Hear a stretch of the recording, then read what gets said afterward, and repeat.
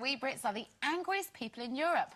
But don't stress, don't fret, don't get angry. It's not such bad news. Experts say that losing our temper could actually be good for us because anger reduces the negative impact of stress as it increases blood flow to the part of the brain which is involved in experiencing happy and positive feelings. So, ladies, do you subscribe to the theory that in with anger and out with love?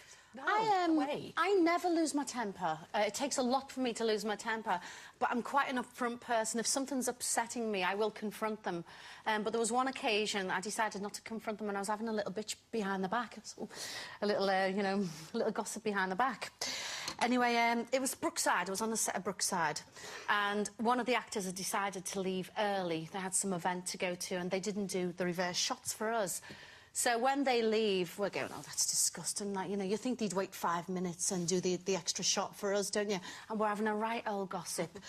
Anyway, we finished the scene. We all head over to the green room, and they'd forgotten they'd left the monitor on. This person was sat listening to everything that we'd said, right? Whole bitch fest. Now, I was with two blokes, two other actors, and they walked in, they just put their heads down. They kind of cowered back, but I fronted up. I said, look, you heard what was said then. I said, and I've got to be honest with you. I said, you were out of order.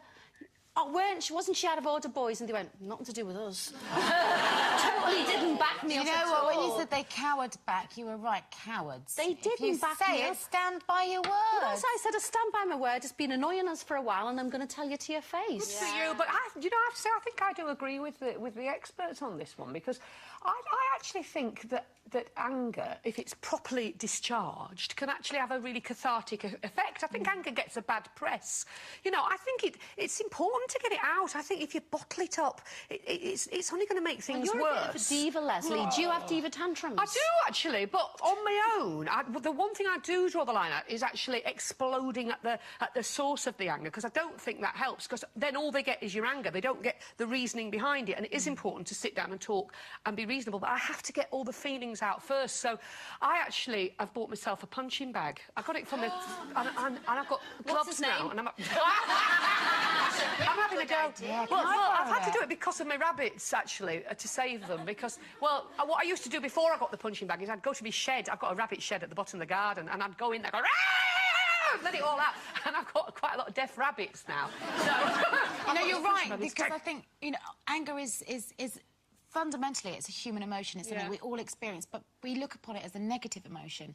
And I think it's something we've got to learn to process and, like you say, discharge. It's anger management, isn't it? You know, that's something I'd really like to get a handle on, because I find myself, I'm trying so hard not to do it anymore, just flipping out at things that just aren't worth it. You know that expression, don't sweat the small stuff.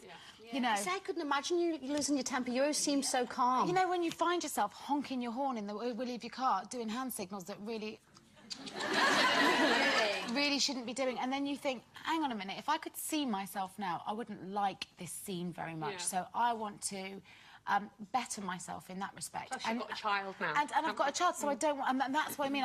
That's when you start to check yourself. And I think it's really difficult to learn how to manage your anger, and I think it's something that you come to in time, and... it's tricky, though. I mean, when you see people have that kind of red mist descend, I think it's really scary. I think it is, and I think, I mean, when I was very young, I used to have a red mist moment, and I think it depends what's happened in your life. Many moons ago, I was with somebody who was an angry person, and it's caused me to have fear of anger, and I think it's a frightening thing to see somebody lose it. And I used to have a red mist where I'd, like you, have to, you know, hit something to get it out of me. Anyway, as the years have gone on, I've managed to manage myself through no help of anybody else. And I think you can do it yourself if you really want to. And now I am calm. I don't have anger, but more than anything else, I don't have anybody in my space or anywhere around me that has anger problems, that has a row, that will bring atmospheres in, that will cause any kind of... Please go out of my space. Sherry, do you confront them or do you just walk away? Now I walk away.